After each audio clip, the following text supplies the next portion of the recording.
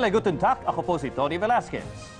Ako naman si Nina Corpus at ito ang Balitang Europe. Samahan niyo po kami sa paghahatid ng mga mahalaga at makabuluhang pangyayari sa iba't ibang bahagi ng Europa.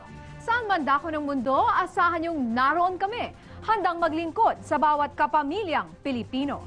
Ang tulong pinansyal ng gobyerno sa pagbagsak ng maraming malalaking kumpanya bunsod ng global economic crisis. Sa katunayan, lalong lumagapa ang industriya ng negosyo sa pagpasok ng 2009. Pero mga Pinoy doon, hindi raw gaanong apektado ng krisis. May report si Ver Quizon. Unang buwan pa lang ng 2009, malawakang layoff at pagbawas sa working hours ang sumambulat sa mamanggagawa ng mga tambuhalang kumpanya at retail market sa Germany.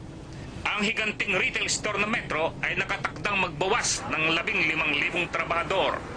Ang auto firms tulad ng Volkswagen, titigil ng 1 linggong produksyon sa susunod na buwan.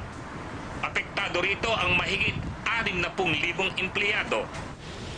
Ang luxury car na BMW ay magbabawas din ng oras ng trabaho simula Pebrero.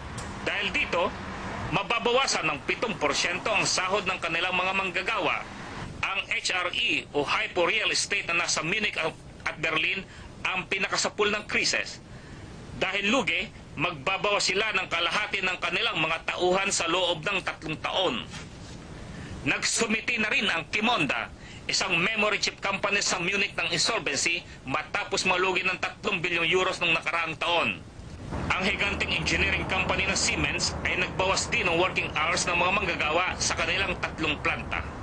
Nalugi rin ang malalaking bangko tulad ng Deutsche Commerzbank kahit pa nga binigyan sila ng bilyong-bilyong financial assistance ng gobyerno.